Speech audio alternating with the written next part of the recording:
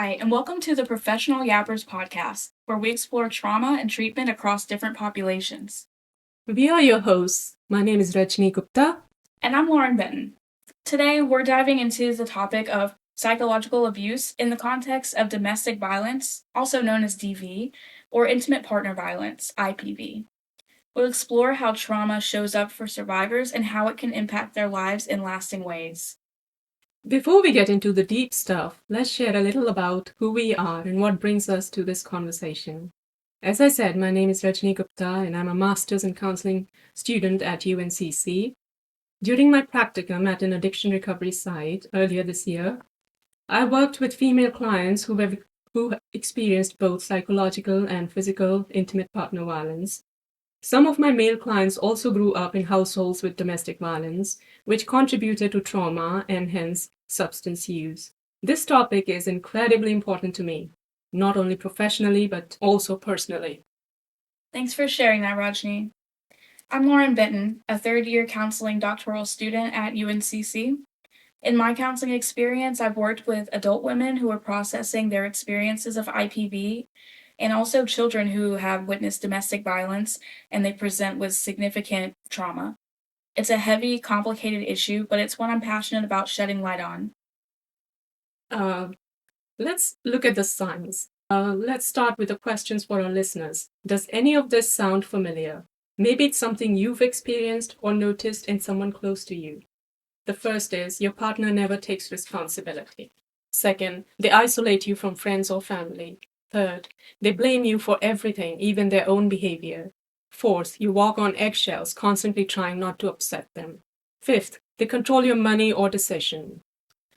Sixth, they love bomb you when you withdraw but never apologize. Seventh, they pressure you into sex or shame you. Eighth, you feel hopeless, ashamed, or even have thoughts of harming yourself. That's emotional or psychological abuse. It may not leave bruises, but it can be just as damaging, if not more so, than physical violence. And that leads us to a really important question. Domestic violence, or DV, refers to violence that happens within a household, between partners, but also between siblings, parents, and children, or even roommates. When we're talking about intimate partner violence, or IPV, we mean violence, physical, sexual, or emotional, or psychological, between romantic partners, regardless of whether they live together. Today, we are focusing specifically on emotional or psychological abuse. It's a form of IPV, intimate partner violence, that includes manipulation, control, intimidation, things like gaslighting, which makes the victim question their own reality. It's subtle, it's silent, it's incredibly harmful. People experiencing this type of abuse often feel ashamed, isolated, and trapped in a cycle that's really hard to break. Their trauma responses, fight, flight, freeze, or fawn, kick in automatically. Let's look at what psychological abuse looks like. What makes this harder is that psychological abuse is often invisible. It's harder to detect, prove, or even name. The abuser may appear charming to others, leaving the victim doubting themselves. Some abusers may struggle with impulse control, while others may be calculated and manipulative on the narcissistic spectrum. And because they aren't always physically violent, survivors might tell themselves, well, he doesn't hit me, but Does he pull your hair, threaten you, lock you out of your home, gaslight you, withhold affection with silent treatment, or accuse you of being unfaithful? These are all abusive behaviors. according to Fanaji, some men who abuse lack the ability to imagine their partner's internal world, something tied to unsafe, traumatic childhoods, but trauma doesn't excuse abuse. Let's look at why survivors stay, because that's a big question. But it's not simple. Right. Yeah, many women stay because they feel love or they feel loved, or because the relationship started with love bombing and intimacy. So they have this very intense feeling of being cared about. Others stay due to financial dependence, fear of retaliation, or even losing custody of children, especially if they've used substances to cope. Let's look at love. Lever says that compares the victims experience to Stockholm syndrome, which is that it's like an infant's primal instinct to relate to the caregiver with gratitude and love, even though they may be harming them. But the child is just grateful to have the basic needs met, even if the parent is an abuser. So the dynamic still continues in this relationship, intimate partner violence. Yeah. And also we've seen in research that a lot of women who have experienced intimate partner violence, they do feel emotionally dependent, but also financially dependent on their caregiver. And this kind of can mirror sometimes earlier experiences that they've had with their parents, like Rajni was saying, the attachment. Yeah.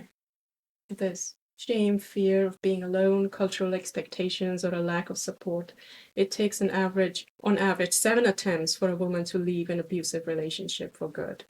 Each time, though, the abuser's abuse escalates. Yes, and we see this in the cycle of abuse often. That abuse escalates whenever the abuser feels threatened, like they're going to lose their partner. And sometimes survivors can feel grateful when their basic needs are met. And this paradoxical gratitude can resemble trauma bonding, like Rajni said. It's not a weakness, it's survival. You're doing whatever you can to survive the relationship. So let's look at the impact of trauma. Where does trauma fit in? Trauma is the emotional, physical, and psychological aftermath of living in fear. It impacts your sense of safety, your memory, your ability to cope. Trauma can be acute, where one big incident happens, or it can be chronic, like prolonged abuse or neglect. Many IPV or intimate partner violence survivors suffer from PTSD, depression, anxiety, and deep shame. Let's pause here. Shame and guilt are often confused. Shame is I'm a bad person. Guilt is I did something bad. So shame is internalizing a bad feeling. Exactly. So let's say that I forget Rajni's birthday. Guilt would say, oh my gosh, I should have texted her. Maybe I'll reach out now and we'll make up. Shame says, I'm a terrible person. I don't even deserve Rajni as a friend. Yeah, in a way, it's like catastrophizing the situation and internalizing it. It attacks your sense of self. Yes. Trauma can also lead to physical symptoms like headache, fibromyalgia, gastrointestinal issues, or autoimmune flare ups. You might feel numb, hypervigilant, emotionally overwhelmed, or disconnected from yourself and others. And when trauma is unresolved, especially if it started in childhood, it can splinter your sense of self and your experiences, making you feel more vulnerable to future abuse. And that kind of leads to this intergenerational impact. Yes, and both the abuser and the abused have suffered some form of trauma in childhood, most often. Yes. So interesting, a study by Speranza and colleagues from 2022 found that two groups of women, one was a control group of about 81, I think they were women who had not experienced intimate partner violence, and then the other group had about 93 women, and they had experienced intimate partner violence, and they took some questionnaires and interviews to look at how their attachment styles and their childhood adversities differed based on which group they were in, so based on whether they had experienced IPV or not. They found that women in the IPV group presented not only with more frequent and more diverse forms of traumatic experiences in childhood, but they also had more unresolved trauma than those in the control group. So ultimately, the unresolved trauma was a significant predictor of IPV in their study. And this means when you talk about unresolved trauma, it means that their brain was not able to properly integrate the experience.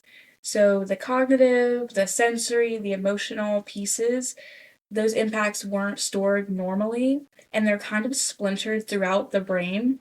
And it causes complications later in life, like trouble recalling memories, being reminded of a memory for no reason, feeling like you're experiencing things all over again. Your body and your brain are experiencing things differently because the trauma was stored in that splintered fashion.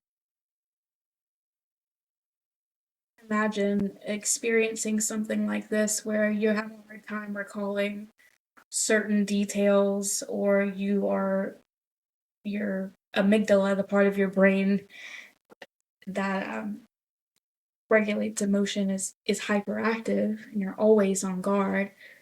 You can imagine that this could cause some significant issues in your self-efficacy, like your belief in yourself. Can you even trust yourself? And you start to feel shame. Maybe you don't feel like yourself at all.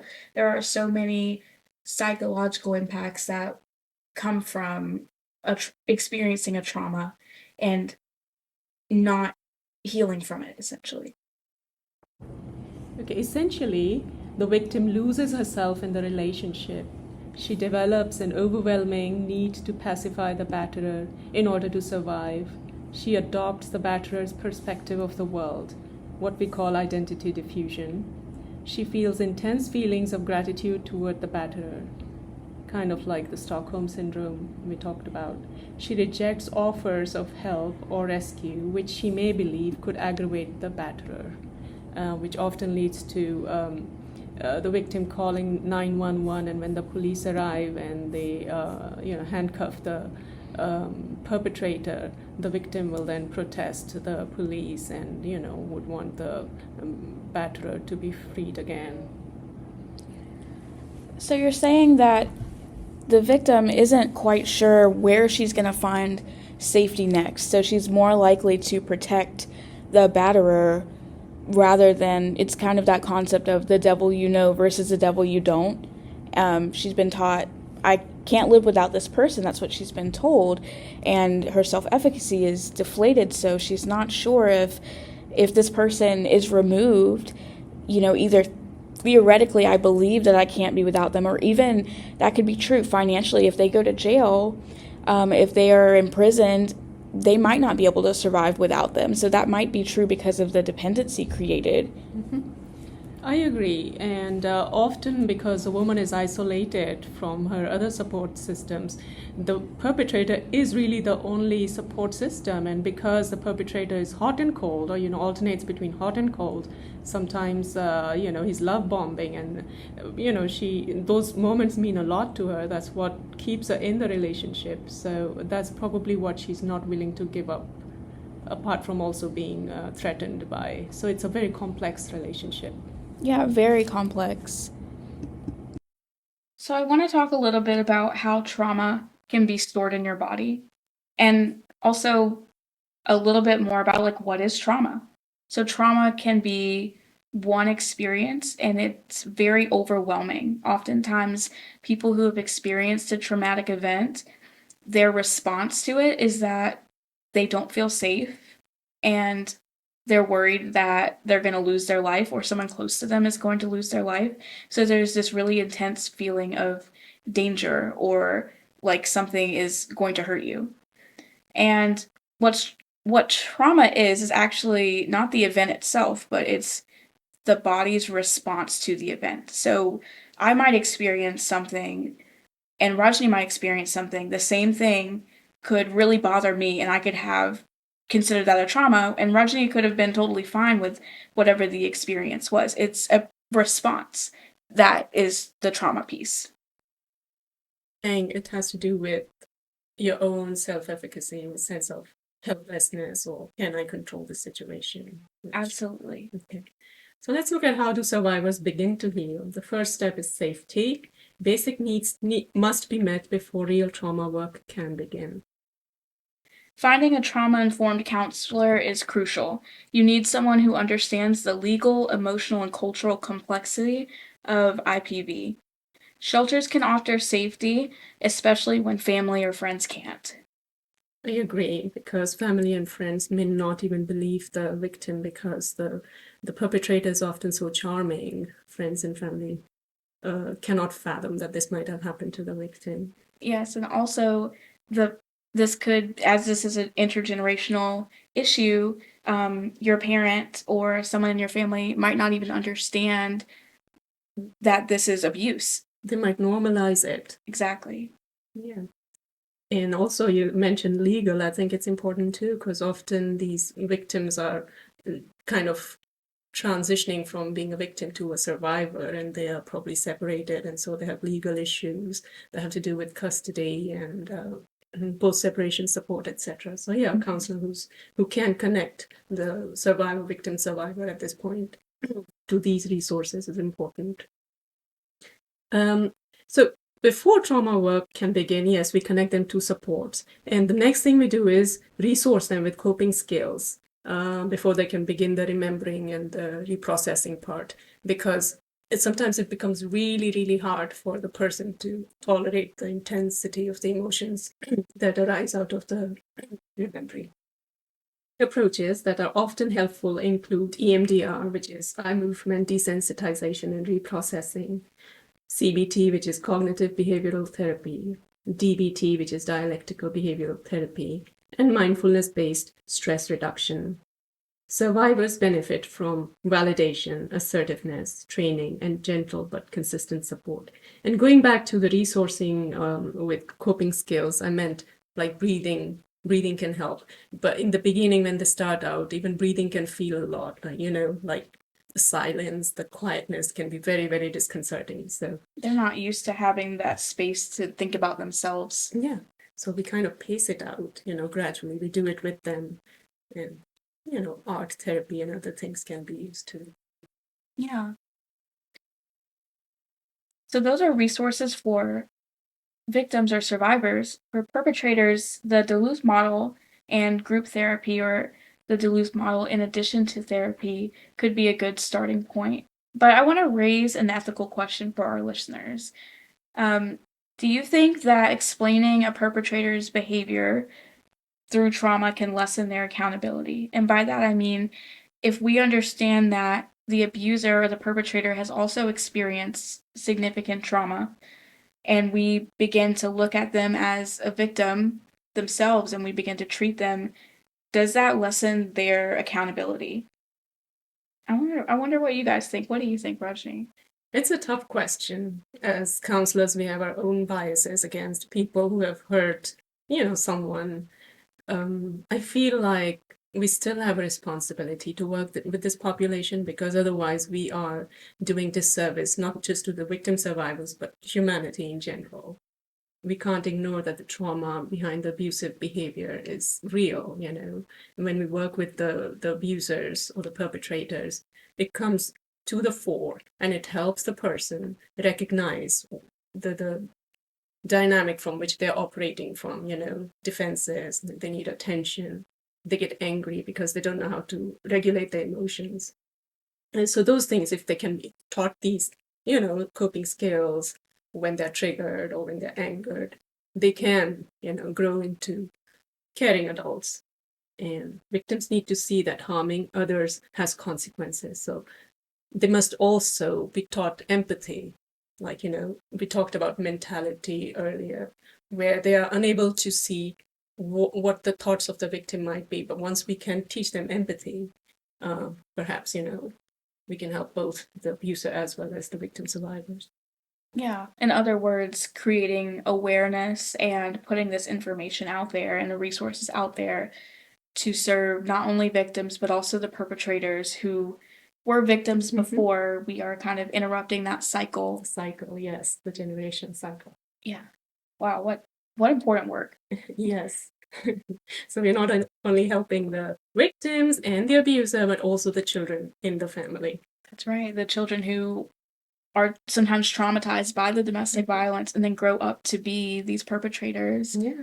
Research says that most people who have been abused in childhood do not go on to perpetuate the cycle of abuse. But of the people who do abuse children and intimate partners, there is a huge link that they have been abused as children themselves. Survivors of IPV face serious consequences that could include receiving medical care, mental health counseling, losing time from work, and the burden of seeking legal intervention. Several factors influence the relationship, such as the IPV relationship, such as gender roles, cultural expectations, religious dictates, level of social engagement, financial or socioeconomic status, and attachment issues. So when we're looking at something as complex as a relationship that includes IPV, we need to consider all of these factors and how they are influencing the relationship and the behaviors. Ultimately, intimate partner violence, IPV, is a public health issue. 1 in 3 women and 1 in 4 men experience it in their lifetime. It's not just a relationship issue, it's tied to homelessness, substance abuse, mental illness, economic hardships, and trauma.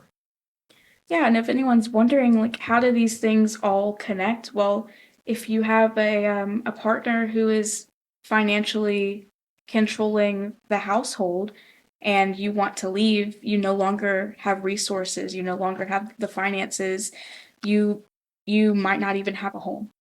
Or you might have a partner who uses coercion, introduces you to substances, either keeps you on the substances or threatens to take the substances away, threatens to take your kids because you're using the substances. So these things are just so intertwined, and it's important, I think, if you are in any line of work, that you will witness some form of IPV in a client, in a victim, in a friend. I think it's very prevalent.